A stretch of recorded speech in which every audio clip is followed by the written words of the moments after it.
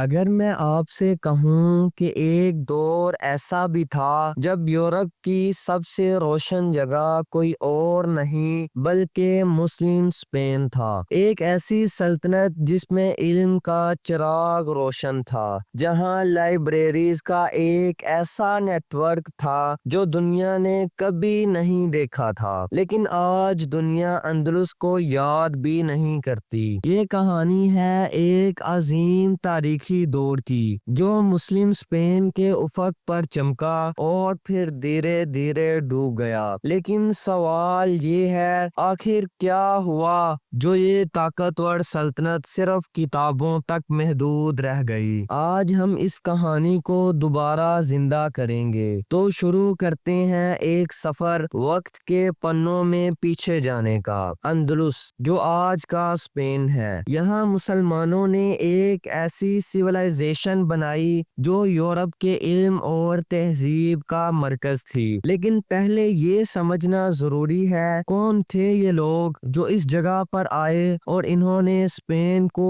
کیسے بدلا؟ مسلم اسپین کی کہانی شروع ہوتی ہے 711 CE میں، جب طارق بن زیاد اپنی فوج کے ساتھ جبالٹر پر اترا۔ یہ ایک مسلم جنرل تھا جو نارتھ افریقہ سے آیا تھا اور اس کا مشن تھا ویزیگوتھ کرسچن کنگڈم کو ہرانا، جو اس وقت اسپین پر حکومت کر رہا تھا۔ اب یہ صرف ایک جنگ نہیں تھی، یہ ایک نئے دور کا آغاز تھا۔ لیکن ایک انٹرسٹنگ بات یہ ہے کہ طارق بن زیاد نے اپنے سپاہیوں کو ایک خاص حکم دیا۔ اس نے اپنی فوج کے سامنے کھڑے ہو کر کہا، آگے دشمن ہے اور پیچھے سمندر، اب صرف ایک ہی راستہ ہے اور وہ ہے فتح کا راستہ۔ اس نے اپنی کشتی جلا دی تاکہ سپاہی صرف ایک آپشن دیکھیں، یا تو جیت یا پھر موت۔ مسلمان فوجوں نے صرف 7 دن کے اندر ویزیگوتھ آرمی کو ہرا دیا اور اس طرح مسلم اسپین کا آغاز ہوا۔ اب سوال اٹھتا ہے، اندلس صرف ایک علاقہ تھا یا ایک مثال؟ دوستو، جب آپ 8ویں سنچری کا یورپ دیکھتے ہیں تو آپ کو اندھیرا نظر آتا ہے۔ سائنٹیفک پروگریس رک چکی تھی، ایجوکیشن صرف چرچ تک محدود رہ گئی تھی اور میڈیسن اور ٹیکنالوجی میں کوئی نیا کام نہیں ہو رہا تھا۔ لیکن اندلس ایک الگ کہانی تھی، یہاں دنیا کا سب سے بڑا نالج سینٹر تھا۔ کاربوڈا، جو اس وقت دنیا کا سب سے ایڈوانس شہر تھا، اس میں 4 لاکھ سے زیادہ کتابیں تھیں۔ کمپیئر کیجئے، اس وقت باقی یورپ کی لائبریریز میں مل کر بھی صرف 1000 سے 2000 کتابیں ہوں گی۔ وہی کاربوڈا جس میں 600 مسجدیں، 50 ہاسپٹلز اور 70 لائبریریز تھی،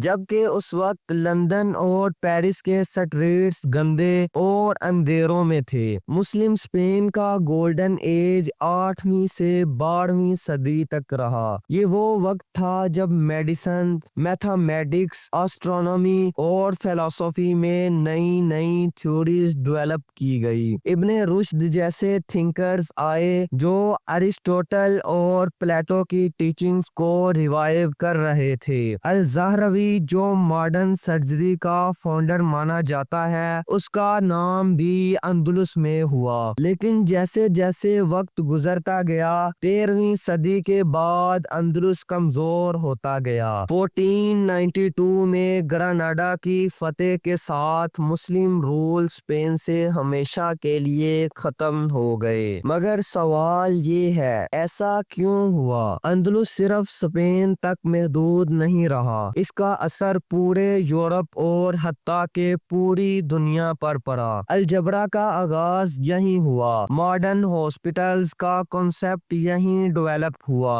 اریگیشن سسٹمز جو آج تک اسپین میں استعمال ہو رہی ہیں وہ مسلمانوں نے انٹروڈیوس کرائے تھے۔ آج بھی اسپینش لینگویج میں 4000 سے زیادہ عربک ورڈز ہیں۔ یہ سب کچھ اندلس کی چھپی ہوئی نشانیاں ہیں۔ سب سے بڑا سوال یہ ہے کہ جو سلطنت اتنی طاقتور تھی وہ اتنی جلدی کیوں گر گئی؟ سب سے بڑا ریزن تھا انٹرنل کانفلکٹس۔ مسلم رولرز کے درمیان خود ہی لڑائی شروع ہو گئی جو ان کی طاقت کو دھیرے دھیرے کمزور کرتی گئی۔ دوسرا فیکٹر تھا کرسچن ریکانکر۔ یورپ کے کرسچن بادشاہ دھیرے دھیرے مسلم علاقوں کو واپس لینے لگے۔ گراناڈا ان کا آخری سٹرونگ ہولڈ تھا جو 1492 میں گر گیا۔ اور تیسرا فیکٹر تھا نالج کا ڈاؤن فال۔ جب تک علم اور سائنس کا آغاز تھا اندلس چمک رہا تھا۔ جیسے ہی اسکالرز کو دبایا گیا اور ریسرچ ختم ہونے لگی سویلائزیشن بھی دھیرے دھیرے گر گئی۔ اندلس کی کہانی صرف ایک تاریخی کہانی نہیں ہے، یہ ایک سبق ہے جو آج بھی ریلیونٹ ہے۔ اس کہانی سے ہم یہ سیکھتے ہیں کہ علم کی طاقت سب سے بڑی طاقت ہوتی ہے، مگر اگر یونٹی نہ ہو، اگر اپنی تہذیب کو محفوظ نہ کیا جائے تو سب کچھ بکھر سکتا ہے، چاہے وہ کتنا بھی طاقتور ہو۔ تو یہ تھی اندلس کی کہانی، ایک تاریخی امپائر جو اٹھا، چمکا اور پھر کھو گیا، مگر اس کا اثر آج بھی سائنس، ٹیکنالوجی اور سویلائزیشن میں زندہ ہے۔ اب سوال یہ ہے، ہم اس کہانی سے کیا سیکھ سکتے ہیں؟ کیا ہم اپنی تہذیب اور علم کو دوبارہ زندہ کر سکتے ہیں؟ اپنے تھاٹس کمنٹس میں ضرور بتائیے گا۔ اگر آپ کو یہ تاریخی کہانیاں پسند آتی ہیں تو زاز لوسٹ پیجز کو سبسکرائب کریں اور نئے راز جاننے کے لیے انتظار کریں۔